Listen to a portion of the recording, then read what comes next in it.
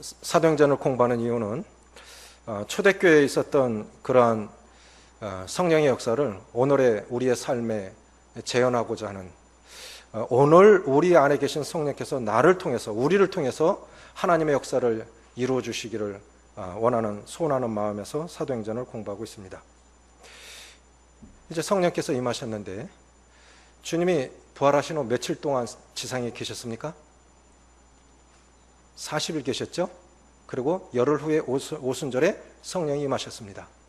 이 오순절은 칠칠절, 맥추절, 초실절, 각기 다른 이름으로 말하는데, 보리, 밀이 첫 이삭 익을 때, 그때가 오순절이에요. 그게 초실절이죠. 맥추절이라고 그럽니다. 첫 이삭. 이때 성령께서 오셨는데, 이건 정말 놀라운 일입니다. 구약시대에 이런 역사가 없었습니다.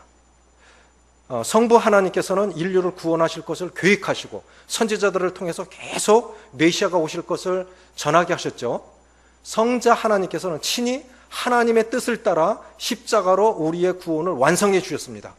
이제 오순절 때 성령께서 오심으로 이 완성된 구원을 우리에게 알리시고, 성령의 다른 말씀은 진리영, 성령이라는 건 거룩할 성자에다가 그 신령영자 아닙니까? 그러니까 이 거룩한 영이신, 진리의 영이신 성령께서 구원받는 역사에 성령께서 간섭하지 않으면 누구도 구원받을 수 없습니다. 이 시대는 성령의 시대예요. 그래서 성령을 굳게 의지해야 되는데, 우리가 전에 수요일날 2시간에 걸쳐서 그 강희신 형제님의 성령을 강의한 적이 있죠. 좀 중요한 거예요. 성령이 오셨는데, 그럼 오순절 성령 강림의 특징이 뭐냐? 이들은 왜 아버지께서 너희는 예루살렘을 떠나지 말고 이곳에 머물라, 아버지께서 약속하신 성령을 보내시리라고 하셨는데, 제자들은 그것이 뭔지 몰랐던 거예요. 성령을 경험해 본 적이 없으니까 성령 자체가 무엇인지 몰랐지만, 그것이 무엇인지 몰랐지만 예루살렘을 떠나지 않고 그곳에 모여서 전적으로 말씀에 순종해서 예루살렘을 떠나지 않고 그곳에서 기도에 전념하고 있을 때 성령이 오셨어요. 그 특징은 뭐냐? 성령의 특징 첫 번째, 자 보십시오. 2절 같이 읽습니다. 시작. 호련히 하늘로부터 급하고 강한 바람 같은 소리가 있어 그들이 앉은 온 집에 가득하며 마치 불의 혀처럼 갈라지는 것들이 그들에게 보여 각 사람의 위에 하나씩 임하여 있다니. 성령 어디로부터 오셨습니까? 성령은 하늘로부터 오셨습니다. 이건 다른 말로 해서 능력은 위로부터 와야 됩니다. 능력은 하늘로부터 와야 됩니다. 사람이 지핀 불은 언젠간 꺼집니다. 사람의 열정 머지않아 꺼집니다. 능력은 하늘로부터 와야 돼요. 능력은 하나님으로부터 와야 됩니다. 모세가 경험한 것은 늘 불이 타기 시작하면 그것이 다 타고 나면 꺼져야 되는데, 시내산에서 떨기나무에 불이 붙었는데, 제가 이렇게 지나가면서 여기 복현동 가다 보면 이렇게 동그란데 돌면서 가게 되는데, 그 메타세카이어라고 하는 나무 이렇게 잔디 가운데 심겨졌어요. 그게 똑 부러져 있죠. 벼락 맞아서 부러진 거예요. 그 집사람한테 보여줬더니 신기하다고 그러더라고요. 비가 오는데도요, 벼락 내리면 거기 불 납니다. 이게 신기하게. 그런데 꺼지잖아요, 언젠가는. 그게 안 꺼지는 거예요. 그래서 모세가 신기해서 가서 봤더니, 모세야, 내가 선 곳은 거룩한 곳이니 발에 신을 벗으라. 그래서 모세가 본 불은 꺼지지 않는 하나님의 불을 본 겁니다. 나이 40이 되면 자기 백성을 돌아볼 생각이 나더니 굉장히 좋은 거죠. 자기 백성을 이끌고 해방시키려고 하는 그런 열정이 일어났다는 거 굉장히 좋은 거 아닙니까? 그런데 결과는 뭡니까? 애굽 사람 하나 쳐 죽이고 끝난 거라고요. 우리가 하나님의 능력을 힘입지 않으면 언젠가 식습니다. 그게 하나님의 능력으로 시작된 사역, 하나님의 능력으로 시작된 봉사가 아니라면 언젠가 식습니다. 그런데 하늘의 힘을 입어서 그 열정이, 그 능력이 하나님으로부터 시작된 것이라면 지속적으로 계속될 거예요. 그래서 사람들이 이렇게 보면 저는 충성스럽다. 이게 충성스럽게 그 자리에서 예배드리고 그 자리에 기도 자리에 모이고 또 이 말씀 자리에 나오고 이렇게 하여간 그 사람은 그 자리에 있다. 흔들리지 않아요. 기복이 없다. 저는 이것도 성령의 사람의 증거 중에 하나라고 믿습니다. 동의하십니까? 이거요, 사람 힘으로 안 돼요. 안 되는 거예요. 성령의 열매 9가지 시작해 볼까요? 시작. 오직 성령의 열매는 사랑과 희락과 화평과 오래 참음과 자비와 양선과 충성과 온유와 절제니. 자, 충성이 들어있죠? 성령의 열매 중에 충성이 들어있죠? 안 흔들리는 거예요. 근데 베드로는 어땠습니까? 내가 주님 죽는 데까지 따라가겠다고 했는데 결국 주님을 부인했잖아요. 우리는 그럴 수밖에 없는 자입니다. 내 힘으로 하면요, 언젠가 지치게 돼 있어요. 그런데 그 능력이 성령이 하늘로부터, 그러니까 이 오순절에 임한 성령의 첫 번째 특징은 뭐냐면 이 오순절의 사건은 하늘로부터 임한 사건입니다. 그러면 우리도 이 성령의 사람의 다른 의미는 뭐라고 그랬습니까? 성령의 사람은 다른 말로 능력의 사람이다. 우리에게 지금 필요한 건 능력이거든요. 말의 능력이 필요해요. 삶의 능력이 필요합니다. 그런데 능력이 정말 능력을 힘입고 싶은데 그 능력이 없는 거예요. 하늘로부터 와야 됩니다. 하늘로부터 급하고 강한 바람. 오순절 성령 강림에 오순절 성령이 강림하셨는데 그 첫 번째 특징은 하늘로부터 왔다는 거예요. 그러면 우리도 하늘의 능력을 힘입어야 됩니다. 주님, 매일매일 내 힘이 아닌 주님의 힘으로 살아갈 수 있도록 도와주십시오. 그런데 참 신기하게요, 제가 경험해 보니까 성령의 능력을 힘입는 사람들은요, 지치지 않는 힘이 있어요. 새벽기도 와도 안 지쳐요. 근데 이렇게 능력이 없는 사람들, 성령의 사람들 아닌 사람들 참 피곤하거든요. 쉽게 낙심하고. 다 그런 건 아니지만 성령께서 새 힘을 주실 때는 세상에 줄 수 없는 그런 기쁨과 능력이 있습니다. 그리고 오순절 성령 강림의 첫 번째 특징은 뭐냐면 이 사건이 하늘로부터 온 사건이라는 거죠. 하늘로부터 땅에 임한 사건이고, 두 번째는 뭐냐면 실제 있었던 사건입니다. 우리가 성령의 사람 그런 생각하면 감정이 뜨겁고 마음이 기쁘고 이렇게만 생각하잖아요. 그런데 이때 실제로 오순절 성령 강림 사건은 불의 혀같이, 그림에 보면 어느 유명한 화가가 그린 거 보면 이 사도들 위에 불이 하나씩 다 있어요. 그런데 그때 실제로 본 거예요. 불의 혀같이 갈라지고 강한 바람 소리 같은, 바람 소리도 들리고 불도 보였던 거예요. 근데 지금은 그러하지 않죠. 그때는 실제로 있었던 겁니다. 그런데 이건요, 역사 가운데 대부흥이 일어났던 시대들이 참 많이 있거든요. 그런데 그때에 교회의 부흥이 일어날 때는 안 믿는 사람들도 알았대요. 교회 부흥이 일어나면 안 믿는 사람들도 이걸 느꼈다는 거예요. 실제로 유럽에서 부흥이 일어났을 때 사람들이 경찰서로 몰려왔답니다. 제가 옆집에 농기구를 훔쳤습니다. 제가 빚을 안 갚았거든요. 제가 떼매 건 게 있거든요. 서장이 듣고 보니까 이거는 옛날에 있었던 일이고 그 경찰서에서 할 일이 아니야. 그래, 교회로 가세요. 교회로 가세요. 그런데 교회가 부흥이 일어날 때는 죄를 회개하지 않으면 안 되고, 너무 무섭고 두렵고 떨려서. 그래, 안 믿는 사람들도 그냥 두려워서 견딜 수 없을 만큼 교회가 부흥이 일어날 때, 성령께서 강하게 역사하실 때는 안 믿는 사람들도 그렇게 두려워하면서 느꼈다는 거예요. 성령의 사건은 성령께서 우리 삶 속에 능력으로 역사하시면 실제로 그런 일들이 일어나는 거예요. 그러면 우리가 지금 기도해야 할 것은 그런 성령 충만, 성령의 능력을, 저는 초대 대통령 이승만 대통령 어느 분의 연구한 설교를 들었어요. 정말 감사가 되더라고요. 그분이 기도한 대로 한국이 됐어요. 집사람 기도하면서, 여보 내가 기도하면서 폭이 넓어졌어. 나라를 위해서 기도하게 됐어.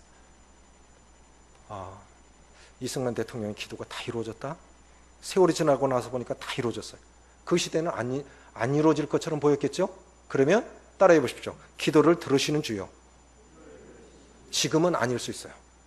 지금은 아닐 수 있지만 하나님은 기도를 들으십니다. 성령 충만의 사건은 실제적입니다. 세 번째는 뭐냐면 개개인이 경험한 사건이라는 것입니다. 4절 같이 읽습니다. 시작.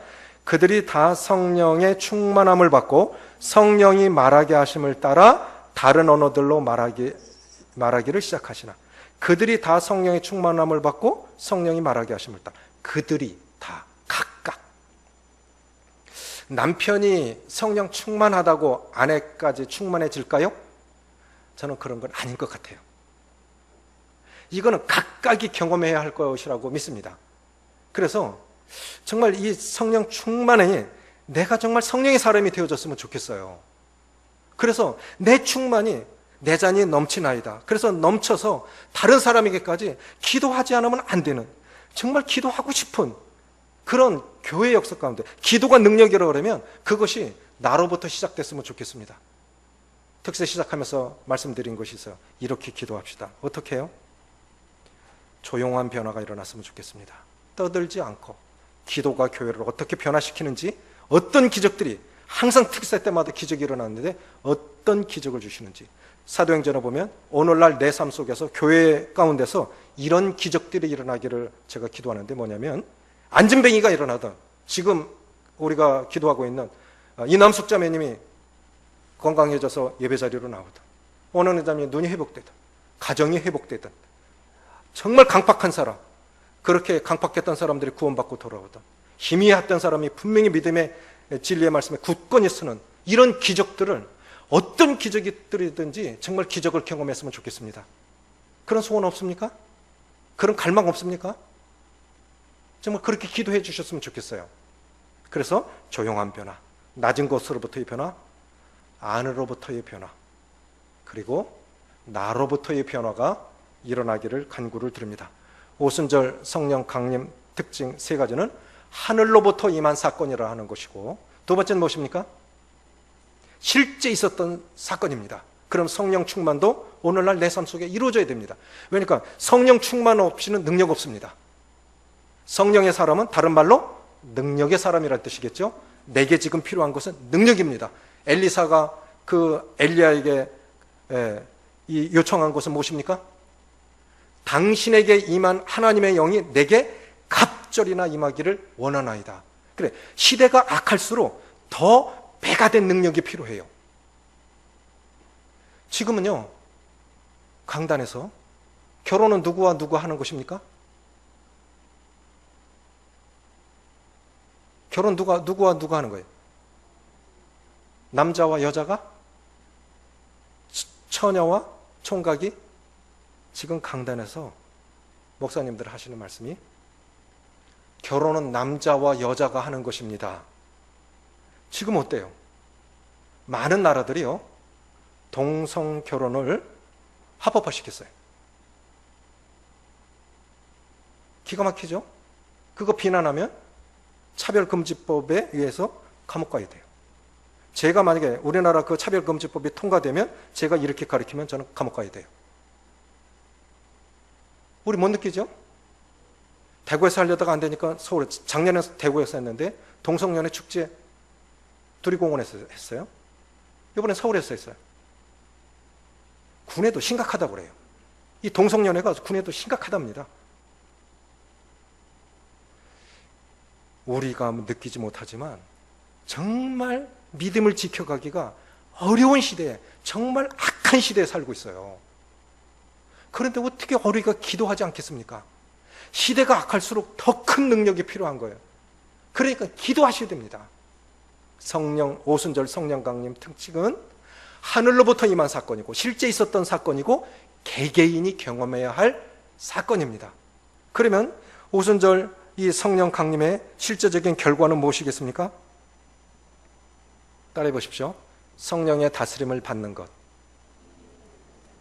4절 같이 읽습니다. 시작. 그들이 다 성령의 충만함을 받고 성령이 말하게 하심을 따라 다른 언어들로 말하기를 시작하니라. 성령 충만의 결과 첫 번째는 뭐냐면 성령의 통제를 받는다는 겁니다. 성령의 통제를 받으면 어떻게 될까요? 성령의 통제를 받게 되면 어떻게 될까요? 따라해보세요. 언어가 바뀐다. 행실이 바뀐다. 사람이 안 바뀐다고 하는 건 뭐냐면 다른 말로 성령의 다스림을 받지 않는다고 하는 뜻이고, 성령의 사람이 아니고 육신의 사람이라는 뜻입니다. 성령의 지배를 받기 시작하면 내 인생이 아닌 그분의 성령의 사람이라는 다른 의미는 뭐냐면 능력의 사람인데, 이게 더 실제적으로 풀면 성령의 사람이라는 것은 내 인생이 아닌 그분의 삶을 살아가는 걸 의미하는 거겠죠. 내가 원하는 일이 아닌 그분이 원하시는 일을 하는 것이, 그것이 성령의 사람일 것입니다. 또 하나는 뭐냐면 내 힘이 아닌 그분의 힘에 의해서 살아가지는 것이, 그것이 성령의 사람이 아닐까요? 성령의 말하게 하심을 따라. 이렇게 하고 싶지 않은 거예요. 그런데 성령께서 자꾸 보여주시는 거예요. 우리가 만약에 성령의 다스림을 받고 성령의 통제를 받기 시작한다면 안 변할 수가 없어요. 그리고 주변에 영향을 그 영향력이 안 나타날 수가 없습니다. 두 번째는 뭐냐면, 이들은 성령이 임하기 전에는 문 닫아놓고 안에 숨어있던 사람들입니다. 그렇게 학문 높은 사람들이 별로 없습니다. 이 사람들이 갈릴리 사람들이 아니냐. 제 생각으로는 이 언어 속에서 사투리가 섞이지 않았냐. 그러니까 금방 알아봤을 거라고 생각이 되집니다. 배우지 못했죠. 지방 사람이죠. 그랬던 사람들이, 문 닫아놓고 숨어있던 사람들이 어떻게 밖에 나서 그렇게 담대하게, 제사장들 들고 당시 종교 지도자들에게 그렇게 담대하게 때리고 가두고 위협을 하는데도 그렇게 담대하게 말씀을 전할 수 있었을까요? 때리면 기도하고 또 새 힘 얻어서 자기들을 때리고 가둔 곳으로 다시 들어가서 또 복음을 전합니다. 성령의 다스림을 받으면 그럴 수밖에 없다고 생각이 되집니다. 그래서 성령 충만의 결과, 첫 번째는 성령의 통제를 받는, 지배를 받는 것이고, 두 번째는 뭐냐면 언어가 바뀌는 거예요. 이들은 지금 이것이 방언이라고 말씀했는데, 우리 난 곳 방언이라고 그랬으니까 자기 고향, 자기 나라 말로 복음을 들은 겁니다. 그러면 이건 배우지 않은 거거든요. 사도들이 못 배운 거예요. 그러니까 이스라엘 나라 밖으로 나가본 적이 없는 사람들이 외국어를 말하고 있는 겁니다. 그럼 이건 성령이 하게 하신 거죠.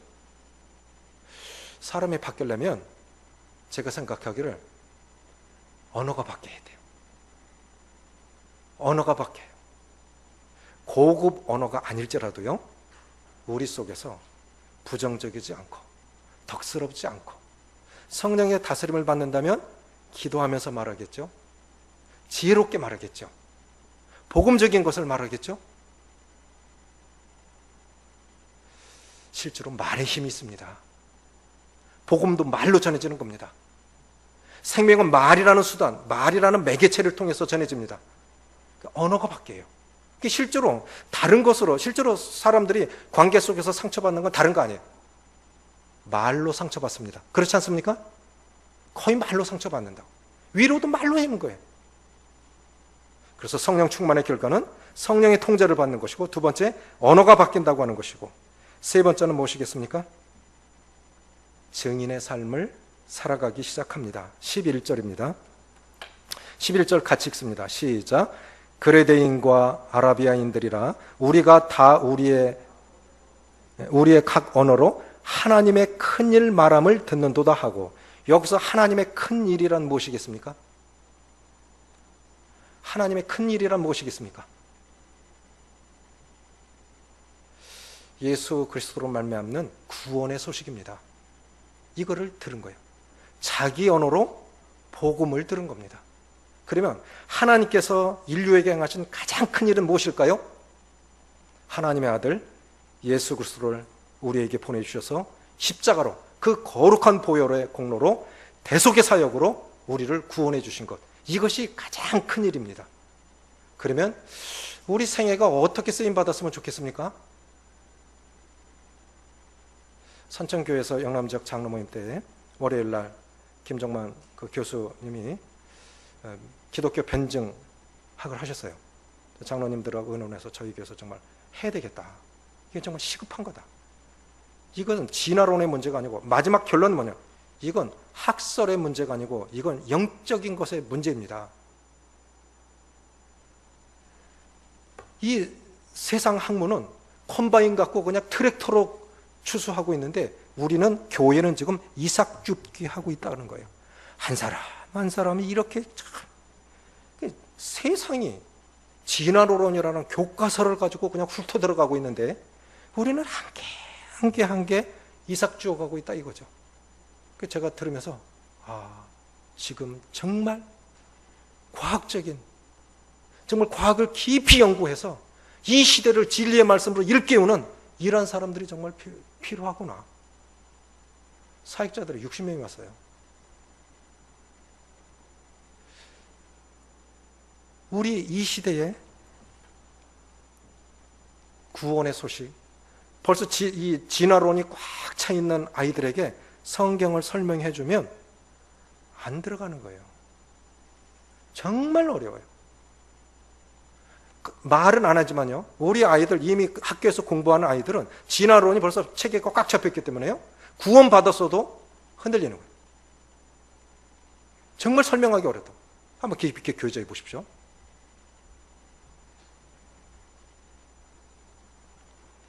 하나님의 큰 일 전하는 것은 의사도 필요하고, 로마서 같은 거는 법 쪽에 있는 사람이 이것을 연구한다면 아주 잘하겠죠. 제 둘째 매제는 서기관으로 퇴직했는데 로마서 읽다 스스로 구원받았어요. 법원에 근무하거든요. 퇴직했는데 다 필요합니다.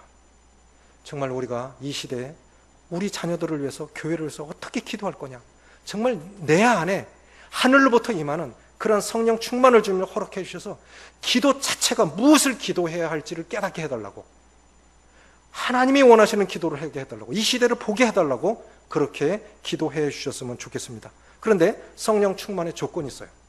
R.A. 모레이라고 하는 분이 이런 말씀하셨는데요, 권능은 하나님께 속한 것인데 권능을 받는 데는 하나의 조건이 있다. 그것은 뭐냐면 하나님께 대한 절대 순종이다. 성령의 충만함을 받으려면 하나님께, 하나님의 말씀에 순종해야 한다고 하는 거죠. 그런데 우리가 성령 충만을 기도하면서 순종하지 않는다면 충만이 임할 수가 없어요. 주님 말씀하신 대로, 말씀이 말씀하시는 대로 순종해 보십시오. 그러면 충만을 경험하실 것입니다. 내 마음대로 내가 원하는 삶을 살면 능력도 없고 기쁨도 없습니다. 맞습니까? 내 인생, 내가 원하는 내 인생 살아가면 기쁨도 없고 능력도 없어요. 근데 그분이 원하시는 삶, 그분이 원하시는 그러한 삶을 살아드리면 내게도 기쁨이 있고 능력이 있어요. 그게 그리스도인의 기쁨이고 능력입니다. 그것들을 이번 특세에 경험하셨으면 좋겠어요. 기도하시겠습니다. 아버지 하나님, 시대마다 역사하신 성령의 역사는 다 다르지만 초대교회 정말 능력 있는 그런 성령의 역사를 오늘날 내 안에, 교회 안에, 이 시대 가운데, 이 악한 시대 가운데 성령의 충만을 허락해 주셔서 이 악한 시대 가운데 모든 사람이 구원받기를 원하시는 하나님의 거룩한 소원이 저들의 삶의 목적이 되기 위해서 능력 있는 사람으로서 그리스도를 증거하고 내 하나님이 어떠한 하나님인지를 말의 이 복음의 능력으로, 삶의 능력으로 전해서 저희가 이 땅에 생존하는 이유, 살아가는 이유, 또 구원하신 이유를 삶 속에서 분명히 나타내는 그러한 능력 있는 사람으로 살아갈 수 있도록 은혜를 더하시기를 기도를 드립니다. 아버지 하나님, 우리를 일깨워 주시옵소서.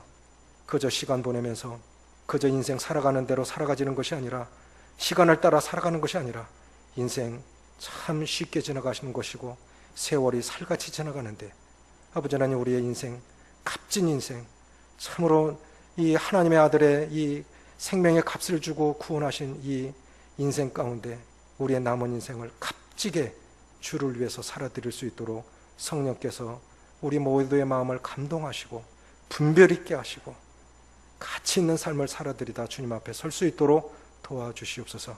우리 주 예수님의 이름으로 감사하며 기도합나이다.